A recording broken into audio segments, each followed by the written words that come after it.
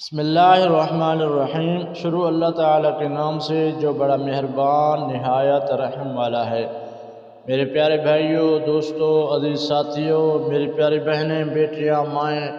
سب کو السلام علیکم ورحمۃ اللہ وبرکاتہ۔ ناظرین، آج جو میں آپ کو وظیفہ بتاؤں گا، ایسا وظیفہ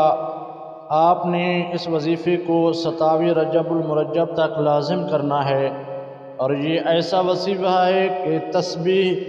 اور یہ تسبیح عرش والوں کی لاڈلی تسبیح ہے،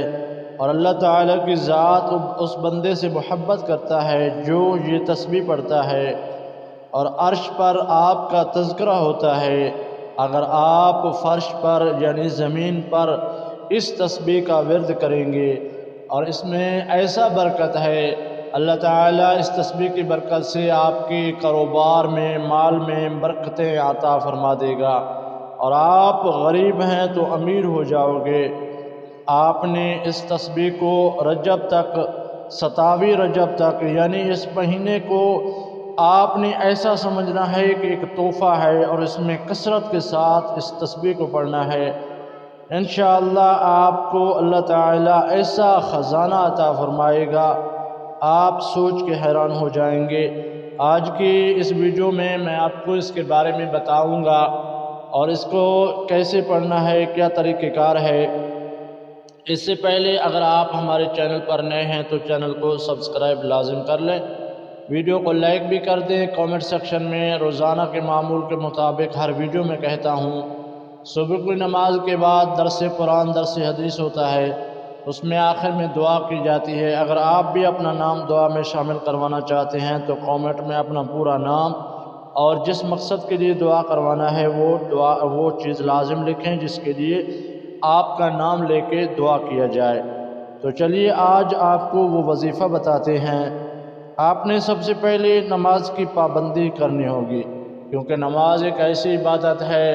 جو اللہ تعالیٰ کی ذات کو پسند ہے، اور اللہ تعالیٰ کا وہ بندہ جو نماز پڑھتا ہے وہ جنتی بن جاتا ہے، اور دنیا میں بھی عزت اور مقام، اور آخرت میں وہ جنت میں داخل ہوگا۔ نماز کی پابندی جب آپ کریں گے تو انشاءاللہ یہ تسبیح بھی آپ پڑھ سکیں گے۔ آپ نے نماز فجر ادا کی یا نماز عشاء، ان دونوں نمازوں میں آپ جو بھی نماز میں یہ تسبیح منتخب کر لیں، اس وقت نماز عشاء کے بعد پڑھنا چاہتے ہیں تو پڑھ سکتے ہیں، یا نماز فجر کے بعد بھی۔ اگر آپ کو ان دو نمازوں میں ٹائم نہیں ملتا تو آپ ظہر کی نماز کے بعد بھی، عصر کی نماز کے بعد بھی، آپ نماز کے بعد کوئی نماز ہو اس کے بعد آپ نے اس تسبیح کو، آپ نے سب سے پہلے درود ابراہیمی پڑھنا ہے۔ درود ابراہیمی کم از کم آپ نے 7 مرتبہ درود ابراہیمی جو ہم نماز میں پڑھتے ہیں، اگر وہ نہیں آتا تو آپ نے پڑھنا ہے صلی اللہ علیہ وآلہ وسلم۔ 7 مرتبہ پڑھنے کے فوراً بعد آپ نے ایک تسبیح استغفار کی پڑھنی ہے، استغفر اللہ استغفر اللہ استغفر اللہ 100 مرتبہ، اور اس کے بعد آپ نے نماز کے بعد اس تسبیح کو شروع کرنا ہے اور سارا دن پڑھتے رہنا ہے۔ یہ تسبیح اگر آپ نے پڑھ لیا، اللہ کا آپ پسندیدہ بن جاؤ گے، اور اس تسبیح میں ایسا برکت ہے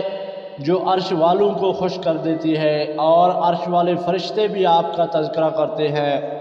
یہ ایک ایسی تسبیح ہے جو اب میں بتانے جا رہا ہوں، آپ نے توجہ کے ساتھ اس تسبیح کا مکمل تفسیر سننا ہے۔ آپ نے استغفار کی تسبیح بھی پڑھ لی، آپ نے درود ابراہیمی بھی پڑھ لیا، اب آپ نے پڑھنا ہے ایک اور تسبیح 100 مرتبہ، سبحان اللہ و بحمدہ سبحان اللہ العظیم، سبحان اللہ و بحمدہ سبحان اللہ العظیم۔ آخر میں اب آتے ہیں اس تسبیح کی طرف، وہ ہے کثرت کے ساتھ اللہ کے محبوب نے فرمایا سب سے افضل ذکر ہے، وہ ہے لا الہ الا اللہ، لا الہ الا اللہ، لا الہ الا اللہ محمد رسول اللہ۔ آپ نے کم از کم دن میں 1000 مرتبہ اس کو لازم پڑھنا ہے، اور آخر میں جب آپ تسبیح کو مکمل کریں تو پڑھیں لا الہ الا اللہ محمد رسول اللہ، اور آخر میں پھر آپ نے درود ابراہیمی پڑھ لینا ہے 7 مرتبہ، اور اللہ کی بارگاہ میں دعا مانگے، یعنی آپ نماز کے بعد اس کو شروع کریں، جاب پہ ہیں، کاروبار پہ، کہیں بھی ہیں، آپ اس کو پڑھتے رہیں۔ جب مکمل ہو آخر میں درود ابراہیمی پڑھ کے اللہ کی بارگاہ میں دعا کے لیے ہاتھ اٹھائیں، تو انشاءاللہ اللہ تعالیٰ آپ کے کاروبار میں برکت عطا فرمائے گا، آپ کو اللہ تعالیٰ ایسا رزق عطا فرمائے گا جو آپ خوش ہو جائیں گے۔